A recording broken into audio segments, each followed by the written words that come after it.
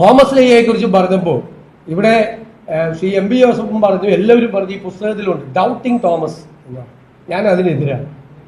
സംശയാലുവായ Thomas എന്ന് അദ്ദേഹത്തെ വിളിക്കുന്നത് തെറ്റാണെന്നുള്ള അഭിപ്രായക്കാരനാണ്. കാരണം ക്രിസ്തു പ്രത്യക്ഷപ്പെടുമ്പോൾ അദ്ദേഹം ഉണ്ടായിരുന്നില്ല ശിഷ്യന്മാരുടെ കൂട്ടത്തിൽ. അപ്പോൾ അവർ പറഞ്ഞു ഇങ്ങനെ ക്രിസ്തു പ്രത്യക്ഷപ്പെട്ടു എന്ന് പറഞ്ഞു. അപ്പം അദ്ദേഹം പറഞ്ഞു ഞാൻ വിശ്വസിക്കില്ല. എന്താ പറയുന്നത്? ഞാൻ ആ ആണിപ്പഴുത് കാണാതെ, ആണിപ്പഴുതിൽ വിരലിട്ട് നോക്കാതെ, ആ വിലാപ്പുറത്ത് കൈവയ്ക്കാതെ ഞാൻ വിശ്വസിക്കില്ലെന്ന്. പിന്നെ അദ്ദേഹം വരുമ്പോൾ ക്രിസ്തു വരികയാണ്. വരുമ്പോൾ അദ്ദേഹം ക്രിസ്തു തന്നെ അദ്ദേഹത്തോട് പറയുകയാണ്, ഈ ആണിപ്പഴുതിൽ വിരലിട്ട് നോക്കിയോ, എൻ്റെ വിലാപ്പുറത്ത് കൈവച്ചോ, എന്നിട്ട് വിശ്വസിച്ചോ എന്ന് പറയാണ്. ഞാൻ അതാണ് തൊട്ടു വിശ്വാസികൾ എന്ന് ഇതിനകത്ത് പറയുന്നുണ്ട്. നസ്രാണികളെ തൊട്ടു വിശ്വാസികൾ എന്ന് പറയുന്നത് തോമസ് ലീഹയുടെ അനുയായികളായതുകൊണ്ട് തൊട്ട് ബോധ്യപ്പെട്ടാൽ മാത്രമേ വിശ്വസിക്കുകയുള്ളൂ. അതൊരു ബോധ്യമാണ്. ആ ബോധ്യം, അതിനെ നമ്മൾ സംശയം എന്ന് പറയാൻ പറ്റില്ല. താൻ കണ്ടു മനസ്സിലാക്കി കഴിഞ്ഞപ്പോൾ മാത്രം ഇതൊരു നമ്മളെല്ലാം അങ്ങനെ ആയിരിക്കണം എന്നുള്ള, എനിക്കൊരു സയന്റിഫിക് ടെമ്പറുള്ള ഒരാളാണ്.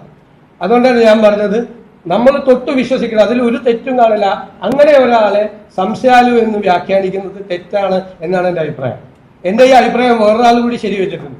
എഡിൻബറോ യൂണിവേഴ്സിറ്റിയിലെ ഒരു പ്രൊഫസർ റിച്ചാർഡ് ഹാക്കിൻസ് പറഞ്ഞിട്ടുണ്ട്, ഈ തോമസ് ലീഹ എന്ന് പറയുന്നയാൾ സയന്റിസ്റ്റുകളുടെ മധ്യസ്ഥനാണ്. അതിനേക്കാൾ നല്ലൊരു വാക്ക് ഏതാണ്? സയന്റിസ്റ്റ് എന്താ? സയന്റിസ്റ്റ് വെറുതെ ഒരു കാര്യം പറഞ്ഞിട്ട് ഇത് ശരിയാണെന്ന് പറഞ്ഞിട്ട് അതാണോ സയന്റിഫിക് ട്രൂത്ത് എന്ന് പറയുന്നത്? സയന്റിഫിക് ഫൈൻഡിങ് എന്താ?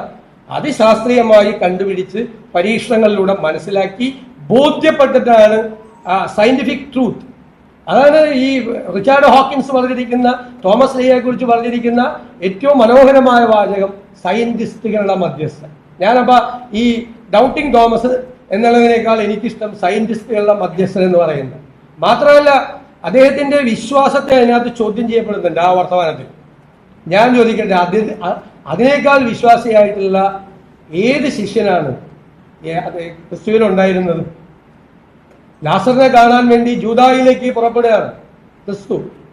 അപ്പൊ എല്ലാവരും പറഞ്ഞു അങ്ങോട്ട് പോകരുത്, അവിടെ വലിയ കുഴപ്പമാണ്, അങ്ങേ ആക്രമിക്കും, അങ്ങേ കൊലപ്പെടുത്തും എന്ന് പറയുന്നു. അപ്പൊ എന്താ പറഞ്ഞത്? Let us also go with him, we may die with him.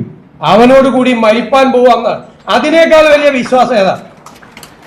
അതിനേക്കാൾ വലിയ വിശ്വാസം ഏതാണ്? അവനോടൊപ്പം മരിപ്പാൻ പോവുക എന്ന് പറയുന്നതിനേക്കാൾ വലിയ വിശ്വാസം ഏതാണ്? ആ തോമസ് ലീഹയെ ഡൗട്ടിങ് തോമസ് എന്ന് വിളിക്കുമ്പോൾ എനിക്ക് ഭയങ്കര വിഷമം വരും. ഏറ്റവും വിശ്വാസത്തിന്റെ തീഷ്ണതയിലാണ് തോമസ് ലീഹ നിൽക്കുന്നത്, അല്ലേ? അതാണ് നമ്മൾ ചെയ്യുന്നത്. അതുപോലെ ആയിരിക്കണം നമ്മുടെ വിശ്വാസം എന്ന് പറയുന്നത്. ആ വിശ്വാസത്തിന് വേണ്ടി മരിക്കാൻ പോലും, അതിനേക്കാൾ വലിയ ത്യാഗമില്ലല്ലോ. നമ്മൾ നമ്മുടെ ജീവൻ പണയപ്പെടുത്താം, അല്ലെ? We may die with him, നമ്മൾ മരിച്ചേക്കാം, but let us also go with him, കൂടെ പോവുക എന്നാണ്. അത് വളരെ ഒരു വലിയൊരു മെസ്സേജാണ്, വിശ്വാസികൾക്കെല്ലാമുള്ള ഒരു മെസ്സേജ് ആയിട്ടാണ് ഞാനത് കാണുന്നത്. അപ്പോൾ ഞാൻ താങ്സി ഫ്രാൻസിസിന്റെ മക്കളുണ്ട്, അവരെയും ഇത് തുടക്കം ഇട്ടത്, അവരെ പ്രത്യേകമായി ഞാൻ ഈ അവസരത്തിൽ അനുസ്മരിക്കുന്നു. അതുപോലെ CMB ജോസഫ് സാർ, അവരുടെ ആഗ്രഹം അത് പൂർത്തീകരിക്കാൻ വേണ്ടി അദ്ദേഹം എടുത്ത കഷ്ടപ്പാടുകൾ, ബുദ്ധിമുട്ടുകൾ, പ്രയാസങ്ങൾ, അതിന് സഹായിച്ച ഫാദർ പയസ്, അതുപോലെ തന്നെ തനുജ ബന്നി, അവരോടും അവരെ എല്ലാവരെയും ഞാൻ നിങ്ങൾക്ക് എല്ലാവർക്കും വേണ്ടി പ്രത്യേകം അഭിനന്ദിക്കാൻ വേണ്ടി ഞാൻ ഈ അവസരം ഉപയോഗിക്കും. പിന്നെ എല്ലാവരുടെയും സംസ്കാരത്തിന്റെ ഭാഗം ഇതിൻ്റെ അകത്ത് എല്ലാം പറയുന്നുണ്ട്. ഞാൻ പറഞ്ഞാൽ നിങ്ങൾ വായിക്കില്ല, ഞാൻ കാണാൻ പറയാം. ഇതിൻ്റെ അകത്ത് ഫെസ്റ്റിവൽസിനെ കുറിച്ച് പറയുന്നുണ്ട്, ദുഃഖ്രാണയെ കുറിച്ച് പറയുന്നുണ്ട്, ക്രിസ്മസിനെ കുറിച്ച്, ഈസ്റ്ററിനെ കുറിച്ച്, 50 നോയമ്പിനെ കുറിച്ച്, ആ ഒരു കൾച്ചറിനെ കുറിച്ച് എല്ലാം പറയുന്നുണ്ട്. മുഴുവൻ കാര്യങ്ങൾ ഇതിനകത്ത് വിശദീകരിക്കുന്നുണ്ട്.